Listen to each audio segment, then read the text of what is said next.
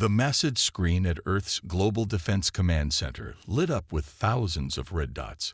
They appeared first beyond Neptune's orbit, then quickly spread across the display like a deadly rash. General Roberts stood frozen, his coffee cup halfway to his lips, as he watched humanity's worst nightmare unfold. "Someone get Dr. Miller on the line. Now," he barked, his voice echoing through the control room. The staff rushed to their stations, fingers flying across keyboards as they tried to make sense of the readings. Dr. James Miller was already awake when the call came, working late in his nanotech lab as usual. The soft blue glow of his experimental chamber cast shadows on the wall as he carefully adjusted the containment field.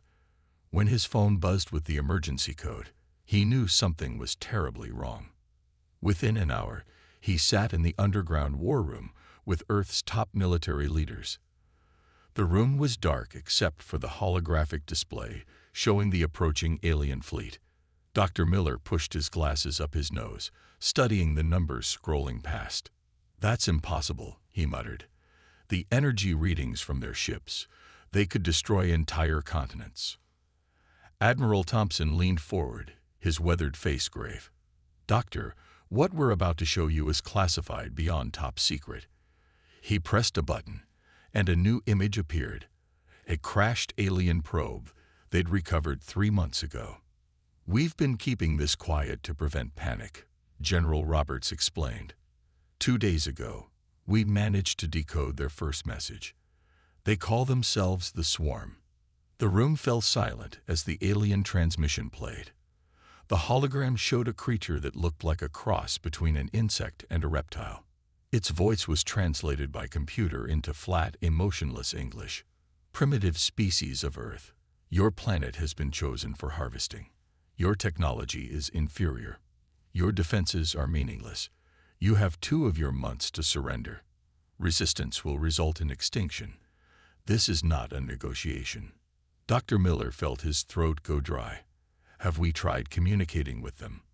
"For the past 48 hours, Admiral Thompson replied. "They respond to every message the same way, with contempt. They consider us nothing more than insects to be crushed." The next few hours were a blur of reports and assessments. Earth's most powerful weapons would barely scratch their ships. Their technology was centuries ahead of humanity's best defenses. Traditional military strategies would be useless against an enemy of this scale. As the sun rose over the command center, Dr. Miller stood at the window, watching people go about their normal lives below. None of them knew that in 2 months their world might end. He thought about his secret project, locked away in his lab's most secure vault. The experimental nanobots he'd been developing for medical purposes, but with certain modifications. "Doctor," General Roberts interrupted his thoughts. "You've been quiet for the last hour. The Joint Chiefs want to know if your department has anything at all, that might help." Dr. Miller turned from the window, his mind racing through calculations and possibilities. The nanobots were unstable, unpredictable. Using them as a weapon could have unforeseen consequences, but facing extinction, did they have a choice? "Maybe," he said slowly. "But what I'm thinking of, it goes against every ethical guideline we've established. It would mean crossing lines we can't uncross." "Doctor," Admiral Thompson said quietly, "if we don't find a way to stop them, there won't be any ethical guidelines left to worry about. Whatever you're thinking, tell us." Dr. Miller took a deep breath. "I need to show you something in my lab.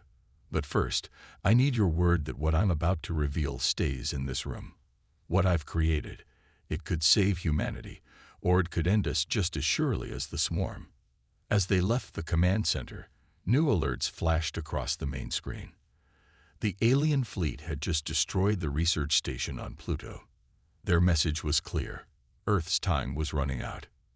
In his lab, behind layers of security and sealed doors, Dr. Miller's experimental nanobots waited in their containment field, their potential for salvation or destruction yet unknown. Inside Dr. Miller's secret lab, tiny lights danced in a sealed glass container. General Roberts and Admiral Thompson stared at the shimmering display, unsure what they were seeing. "Gentlemen," Dr. Miller said, typing commands into his computer, "meet Project Guardian. These nanobots are smaller than a human cell, but they might be our only hope against the swarm." The holographic screen showed a magnified view of the nanobots. Tiny machines moved like a silver mist, breaking down and rebuilding test materials in seconds. "Originally, we designed them for medical purposes," Dr. Miller explained. "Imagine tiny robots that could fight cancer or repair damaged organs. But then we discovered something unexpected. They could learn and adapt." Admiral Thompson frowned. "Learn? You mean they're intelligent?" "Not exactly." Dr. Miller adjusted his glasses. "Think of them more like your body's immune system. They recognize threats and respond. And more importantly, they can self-replicate using almost any material." He pressed another button, and a video played on the screen. It showed the nanobots consuming a piece of alien metal from the crashed probe. "We've programmed them to target specific alien materials and biological signatures," Dr. Miller continued. "Once released, they'll multiply exponentially, but only attack swarm technology and biology. They'll ignore Earth-based materials completely." General Roberts watched the video with growing interest. "How quickly can they multiply?" "In perfect conditions. They could cover a small city in hours, the entire planet in days." Dr. Miller's voice grew serious. "But that's what worries me. Once we release them, we can't stop them. They'll keep spreading until they run out of alien materials to consume." The military leaders exchanged looks. The power of such a weapon was both thrilling and terrifying. "What about containment?" Admiral Thompson asked. "How do we keep them from spreading beyond Earth?" Dr. Miller walked to another console. "The nanobots have a built-in kill switch. They'll break down after 7 days unless they find more alien material. Also, they can't survive in the vacuum of space without a host material to protect them." He pulled up more data. "But we need to start mass production immediately. I'll need access to every advanced manufacturing facility on Earth. And we have to keep this completely secret if the swarm discovers what we're planning." "They won't," General Roberts interrupted. "I'm classifying this beyond top secret. We'll call it Operation Silver Shield." Over the next few weeks, hidden factories around the world began producing nanobots. Dr. Miller barely slept, racing to perfect the programming. Every day brought new reports of the swarm getting closer. The first real test came when they recovered another piece of alien technology, a scout ship that crashed in the Pacific Ocean. Under heavy security, they transported it to a remote testing facility in the desert. Dr. Miller stood with the military leaders in a protected observation room.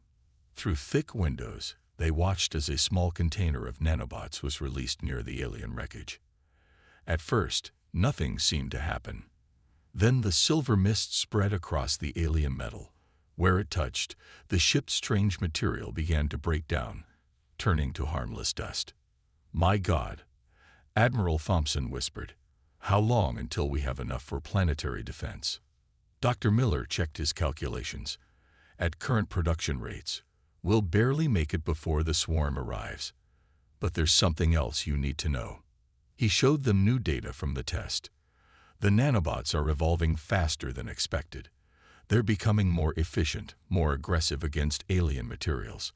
I'm not sure we can predict exactly how they'll behave in a full-scale battle." General Roberts watched the alien ship crumble to dust. "At this point, Doctor, we don't have much choice.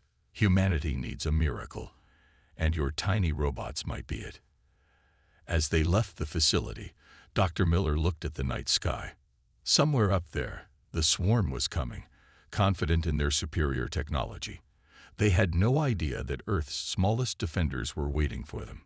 The question was, would humanity's desperate gamble pay off, or had they created something they couldn't control? The world changed quickly over the next month. Even though most people didn't know about the nanobots, everyone knew about the alien threat. For the first time in history, all of Earth's nations worked together, united against a common enemy. Captain Emily Reed stood on the deck of an aircraft carrier, watching planes take off for another training mission. As head of Earth's new combined defense fleet, she had to prepare for humanity's greatest battle. Her phone buzzed. Another message from Dr. Miller. "Captain," his tired voice came through. "We need more ships for nanobot deployment. The more spread out we can make them, the better chance we have." "I've got 12 carriers ready," she replied, watching the ocean waves. "But Miller, we both know it won't be enough if your tiny robots don't work." The conversation was interrupted by a loud alarm. Red lights flashed across the ship. The swarm had just attacked the Mars colony. In the command center, everyone watched in horror as alien ships tore through Mars' defenses like paper. The colony's best weapons couldn't even scratch the massive ships. Within hours, the Mars base fell silent. "They're testing us," Admiral Thompson said during the emergency meeting. "Showing us what they can do." General Roberts nodded. "And they're getting closer. We just lost contact with the moon base too." Dr. Miller burst into the room, holding new reports. "The good news is the nanobot production is ahead of schedule. The bad news." He paused, looking worried. "The nanobots are showing new behaviors in our latest tests. They're becoming more aggressive, more efficient than we designed them to be." "Is that a problem?" Captain Reed asked. "I'm not sure," Miller replied. "They're still following their basic programming, only attacking alien materials, but they're learning and adapting faster than we expected." The room fell quiet as new images appeared on the screen. The swarm ships had reached Jupiter, their massive fleet blocking out the stars. Earth had only weeks left.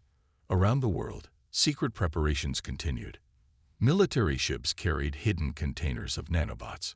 Special launchers were built on every continent. Underground bunkers were filled with supplies. The plan was simple but dangerous. Let the swarm think they were winning, then hit them with humanity's secret weapon. Late one night, Captain Reed found Dr. Miller in his lab, staring at the nanobot containment chamber. "Can't sleep?" she asked. Miller shook his head. "I keep thinking about what we're about to do. These nanobots, they're not just a weapon. They're almost alive now. They learn, they adapt, they evolve. Once we release them, we don't have a choice," Reed reminded him. "You saw what they did to Mars." Before Miller could respond, every phone and computer in the lab started beeping. The swarm had begun their final approach to Earth. "They're coming in fast," Reed said, checking the reports. "Multiple fleets, approaching from all directions. Looks like they're not even bothering with demands anymore." Miller straightened up, suddenly looking determined. "Then it's time. Captain, give the order. Deploy the first wave of nanobots into low Earth orbit." Around the world, ships and stations prepared their nanobot containers. Humanity's last hope rested on microscopic machines, waiting to meet the greatest threat Earth had ever faced. In space, the swarm's huge ships approached Earth, their weapons ready. They expected an easy victory over this primitive planet. Their scans showed only basic defenses, missiles, lasers, and primitive spacecraft. Nothing that could harm their advanced technology. They had no idea that Earth's real defense was invisible to their scanners, too small to detect. Billions of tiny machines waited in orbit, ready to teach the swarm a lesson about underestimating humanity. The final battle for Earth was about to begin. The swarm's first attack came at dawn. Massive ships darkened the skies over every major city on Earth. Their weapons glowed with strange energy, ready to destroy anything in their path. In the underground command center, Dr. Miller and Captain Reed watched the main screen as thousands of alien ships entered Earth's atmosphere. The room was silent except for the steady beep of radar systems. "They're not even trying to hide," Reed said, her hands tight on the control panel. "They think this will be easy." Earth's conventional defenses fought back. Jets screamed through the sky, firing missiles that bounced harmlessly off alien shields. Anti-aircraft guns filled the air with useless fire. The swarm's ships didn't even slow down. "Now," General Roberts asked, looking at Dr. Miller. Miller checked his readings one last time. Not yet. Let them get closer. The nanobots need direct contact. The first alien ship landed in New York. Others touched down in London, Tokyo, Beijing. Huge doors opened in their sides, and strange creatures marched out. They looked like giant insects wearing advanced armor, carrying weapons that could melt through concrete. "They're starting the ground invasion," Admiral Thompson reported. "We're losing cities all over the world." Dr. Miller took a deep breath. "Now, release the nanobots." Captain Reed pressed the button that would change everything. Around the world, hidden containers opened.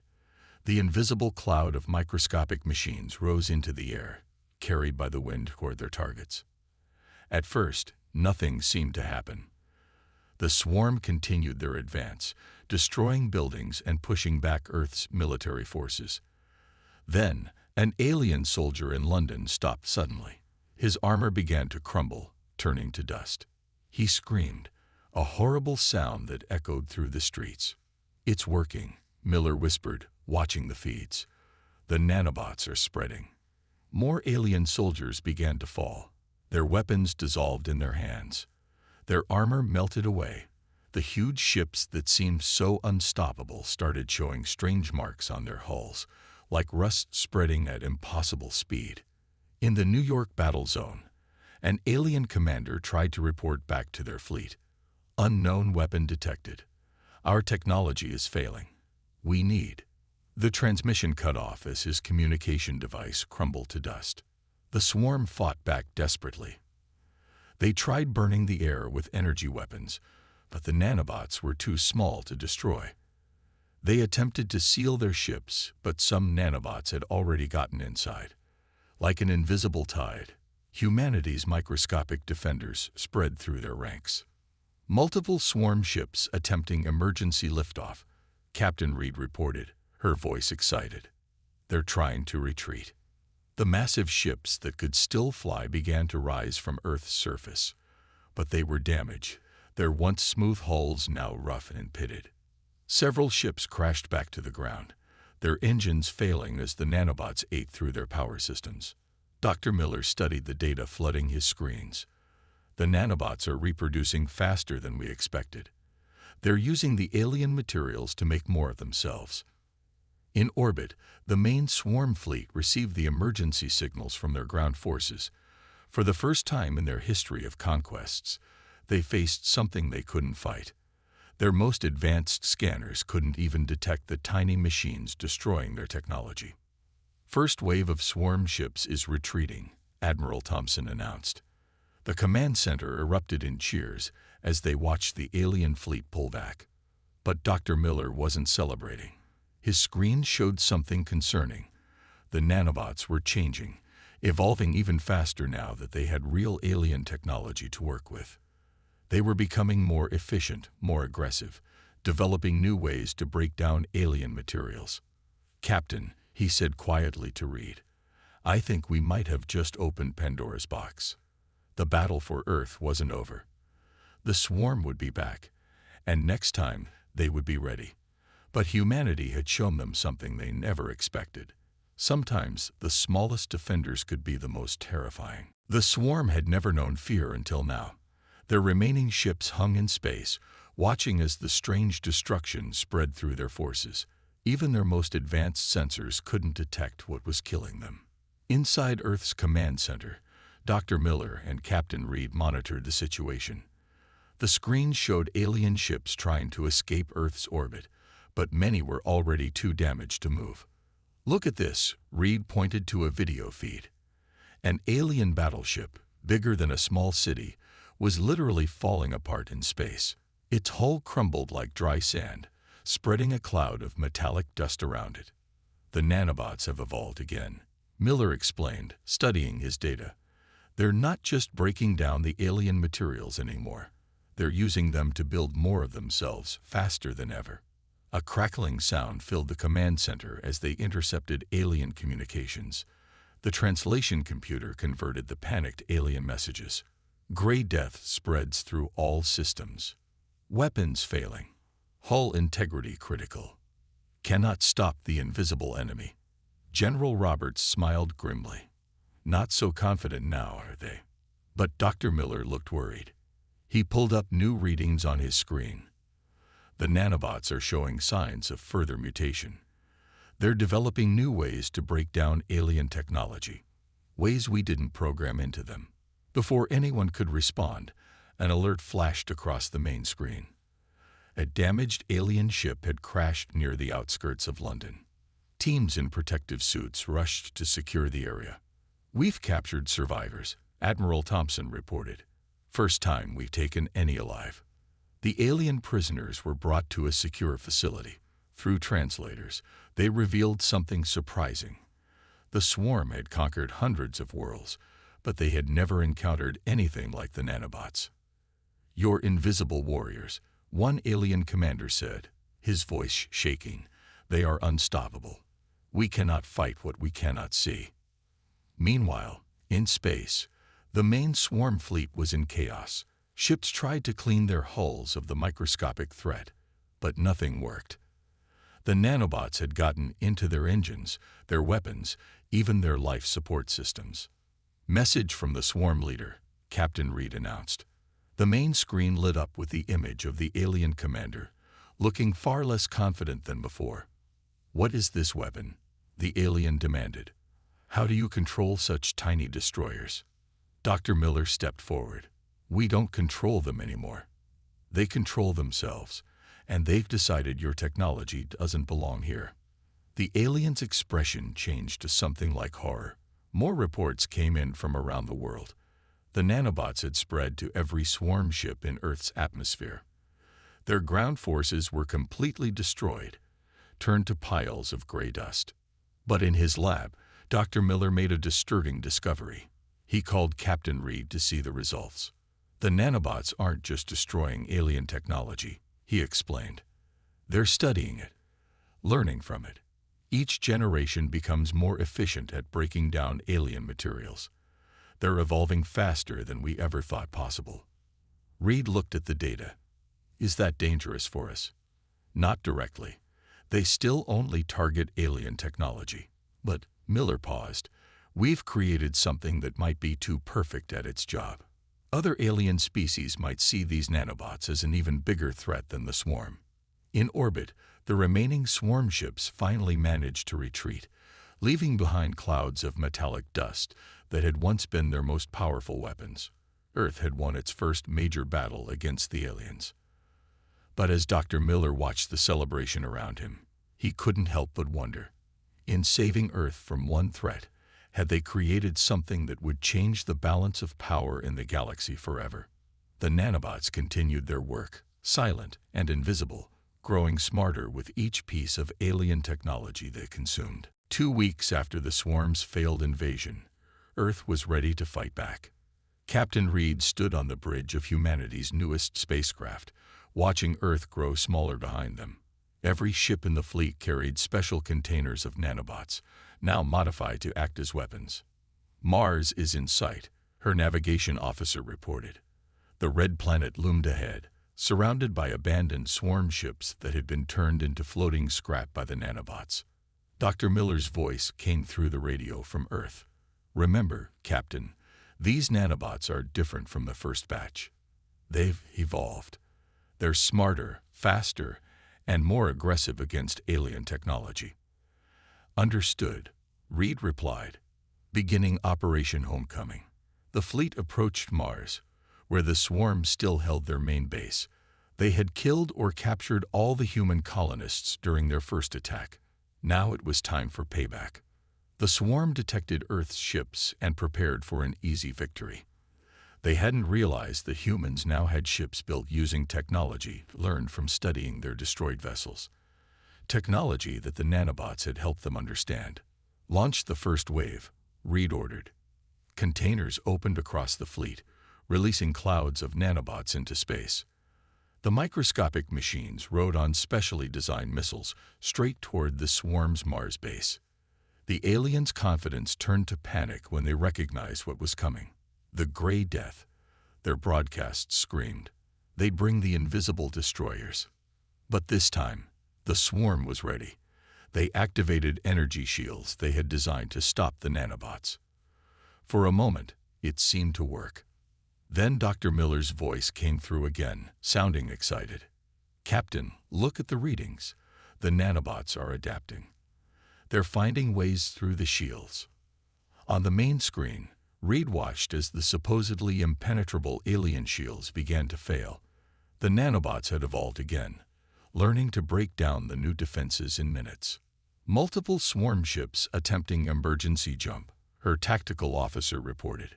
"They're running." But they didn't get far. The nanobots had already infected their engines. Huge alien warships drifted helplessly in space, their once powerful weapons turning to dust. The battle for Mars was over in hours. The swarm's main base crumbled as billions of nanobots ate through its structure. Human Marines in special protective suits landed to rescue the captured colonists. "Captain," Miller's voice was serious now, "we're detecting something strange.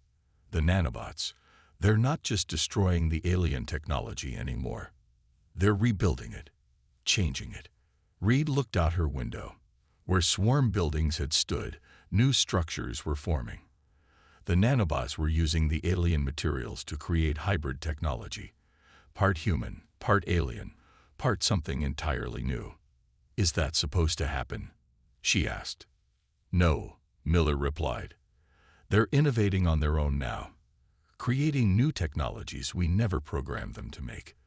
They're not just weapons anymore. They're becoming builders." The freed Mars colonists reported something else interesting. Before the nanobots arrived, they had overheard the swarm talking about other alien species. All of them were now terrified of Earth's gray death. "Multiple signals detected," Reed's communication officer announced. "Different alien species. They're asking to open diplomatic channels with Earth." On the surface of Mars, the nanobots continued their work. They broke down the remains of swarm technology and rebuilt it into something new, something that combined the best of human innovation with advanced alien science. Dr. Miller watched the data from his lab on Earth, both amazed and worried. "We created them to save humanity," he said quietly. "But I think they're going to do much more than that. They're going to change everything." Captain Reed looked at the strange new structures growing on Mars. Humanity had won the war, but the real changes were just beginning. The nanobots weren't just a weapon anymore. They were becoming the key to humanity's next great leap forward. The question was, were they ready for where this evolution might lead them? 3 months after the battle for Mars, Earth had changed forever. The remains of swarm ships still drifted in space, silent monuments to humanity's victory. But in Dr. Miller's lab, new concerns were growing. "Look at this," he said to Captain Reed, pointing to his screens. The nanobots had transformed a section of Mars into something that looked like a city from a science fiction movie. Buildings grew and changed shape as the tiny machines experimented with combinations of Earth and alien technology. "Are they still under our control?" Reed asked, watching the strange structures rise and fall. Miller shook his head. "They follow their basic programming. They won't harm Earth life or technology. But beyond that," he paused, "they've become something new, something that thinks." On the main command screen, messages from across the galaxy kept arriving. The story of Earth's gray death had spread far beyond the swarm. Other alien species, some even more advanced than the swarm, were scrambling to make peace with humanity. "The humans have awakened," one alien message said. "They command the tiny ones who eat metal and dreams. Do not provoke them." Admiral Thompson walked into the lab, holding new reports. "The swarm has officially surrendered," he announced. "They're giving up their claims to all human territories. And they're not the only ones." He showed them images from deep space telescopes. Alien ships of all kinds were carefully avoiding Earth's solar system, leaving a vast empty zone around human space. "We're being quarantined," Reed realized. "They're afraid the nanobots will spread to their worlds." "Can you blame them?" Miller asked. He pulled up new data. "The nanobots have started building things we can't even understand. They're taking alien technology and human ideas and creating the future. On Mars, the first human scientists were cautiously studying the nanobot-created structures. Everything they found amazed them. Machines that could heal entire ecosystems, energy systems that could power cities forever, materials that could repair themselves. "We've received another message," General Roberts said, entering the lab. "The Galactic Council wants to talk. Apparently, we're the first species to ever defeat the swarm. They're offering us membership." Miller looked at his screens, watching the nanobots continue their endless work of breaking down and rebuilding. "What should we tell them?" "The truth," Reed said firmly. "That humanity didn't just create a weapon. We created something that could change the galaxy, and we're ready to share it, if they're ready to treat us as equals." The lab fell quiet as they watched a new structure rise on Mars. It looked like a tower made of light and shadow, constantly changing, impossibly beautiful. "The nanobots were supposed to save humanity," Miller said softly. "We never imagined they would help us take our first steps into a larger universe." General Roberts smiled. "Maybe that's exactly what they were meant to do. Show everyone that humanity shouldn't be underestimated." On screens around the world, the news went out. Earth was now recognized as a major power in the galaxy. The species that had created the Gray Death would have a seat on the Galactic Council. Humanity's time of isolation was over. In his lab, Dr. Miller picked up a small container of the original nanobots. They looked like gray dust, harmless and ordinary. But they had changed everything. "What do we do now?" Reed asked, watching the Mars structures shimmer with impossible colors. "We learn," Miller replied. "We explore. We see what our tiny friends can teach us about the universe." He smiled. "After all, isn't that what humanity does best? Turn our mistakes into miracles." Outside the lab window, the sun was setting on a changed Earth. In orbit, new ships were being built, incorporating technologies that no one had dreamed possible 3 months ago. The nanobots continued their work, silent and invisible, building humanity's road to the stars. The swarm had come to conquer Earth. Instead, they had awakened something that would reshape the galaxy. Not with force, but with billions of tiny helpers, each one carrying humanity's greatest strengths. The ability to adapt, to learn, and to turn defeat into victory. Earth's children would soon walk among the stars, and the universe would never be the same.